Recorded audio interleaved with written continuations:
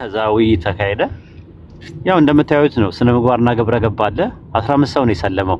አልሐምዱሊላህ አላሁ አክበር አላሁ አክበር አላሁ አክበር አላሁ አክበር። 15 ሰው ነው የሰለመው። ኡስታዙ 15 ሰው እንደሰለመ ብቻ ሳይሆን ልጆችም ነግረውኛል። 15 ሰው ነው የሰለመው እና ቀላል አይደለም ራሱ ማለት ነው። 20 የሚሉ ልጆች አሉ። እኔ የሰማሁት 15 ሰው እንደሰለመ ነው። ከዛ በኋላ ማለት ነው ለምንድን ነው የሰለመው ብለን ስንል ስነ ምግባርና ግብረ ገብ የተሞላበት ነገር፣ በእውቀት ላይ የተመሰረተ ነገር፣ ማንኛውም ነገር ውጤቱ ያማረ ነው ማለት ነው። ስድድብ ቢሆን ኖሮ ተስፋ ቢቆርጥ ሰው ብዙ ሰው ይኖራል። ለምን እንደዚህ ያደርጋል ምናምን ብለው ይላል እና ሁሉም ክርስቲያኖች ናቸው ትዕግስቱ ብለው ያሉት ማለት ነው። ወደ አልተፈለገ አቅጣጫ በዛ ላይ ቺት ያደርጋል። ደቂቃ አይተህ ከሆነ እሱ ያወራል ይጠይቃል። ልክ ሁሱ ሲመልስ ፖዝ ያደርገዋል። አየህ አወያይ የሚያስፈልገው ለዚህ ነበረ ደቂቃ ተመድቦ ማለት ነው። ፍርቲያም ሰው አንዳንድ ሰዎች ያፍራሉ። ስለዚህ እንዳያፍር ማድረግ ይቻል ነበር ማለት ነው። እና ከዚህ በኋላ ስትወያዩ አንድ አወያይ ቁጭ አድርጋችሁ ነው መወያየት ያለባችሁ። እንደዛ ነው መሆን ያለበት እንጂ ያ ሰው ሀሳቡን ሊቀይር ይችላል። መድረክ ነው። ሰው የሚለው ሰው ያስፈልጋል።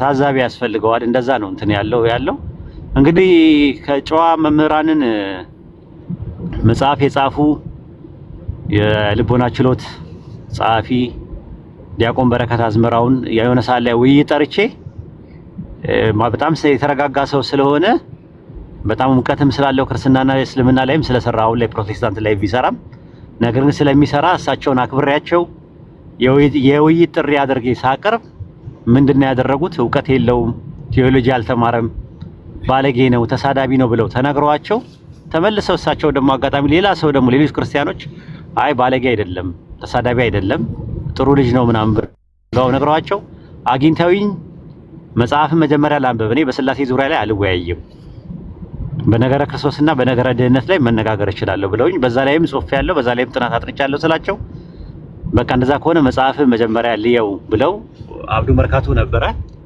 አብዱ መርካቶን በስነ ስርዓት መጽሐፍ እንዲሰጥ ከሱ እንዲወስዱ ወይም ያሉበት ቦታ ላይ እንትን እንዲላቸው ስልክ ሁላ ሰጥቻቸው ኮንታክት አድርጉት ብያቸው ነበር። ይውሰዱ አይውሰዱ አላውቅም።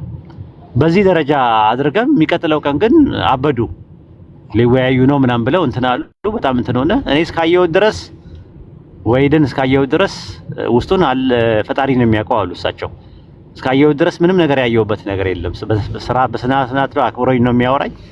በጣም ትትና አለው ምናምን ብለው ራሱ ቴሌግራም ላይ ራሱ ለቀው ነበር የራሳቸው እንትን ላይ ማለት ነውና አትናደዱ፣ እናንተን ለማበሳጨት ፈልጌ አይደለም ምናምን አሉ። ከዛ በኋላ ጠፉ እሳቸው ጠፉ። እኔ አግኝቻቸውም አላውቅም ኖርማሊ ማለት ነውና ምንድን ለማለት ፈልጌ ነው የእንትን አይደለም። በጣም ስርዓት ያለው ሰው ካለ በንባብ ቤት በመጽሐፍ ቤት ያለፈ በስነ ስርዓት እንትን የሚል ሰው ካለ በስነ ስርዓት ለመወያየት ማንም ሰው ዝግጁ ነው። አይደለም እኔ አይደለም ሁሱ አይደለም እነዚህ ዝጋ ያሉት ትናንትና የ19 ዓመት የ17 ዓመት ምናምን የሆኑ ልጆች አሉ። እነሱ ላይ ይወያያሉ ለውይይት ከሆነ ማለት በስነ ስርዓት መወያየት የሚችል ሰው ብዙ ሰው ነው ያለው።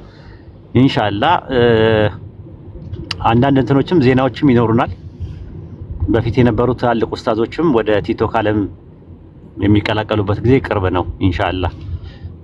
አይ ቲንክ ቅድመ ዝግጅት አንዳንድ ነገሮች ስለሚያስፈልጉ ያንን ቅድመ ዝግጅት እንትን ብለው አጠናቀው ወደ ከንጽጽሩ ዓለም የራቁ አንጋፋ ቀዳማይ እንደገና ደግሞ ፈርቀዳጅና ፋና ወጊ የሆኑ ኡስታዞች ወደ ንጽጽሩ ዓለም ተመልሰው ይመጣሉ ማለት ነው ኢንሻአላህ በቅርብ ቀን። ያ ነው ያለው ነገር ማለት ነው። ቀጥሉ ጃቢሮ። ሰላም አለይኩም ወራህመቱላሂ ወበረካቱ።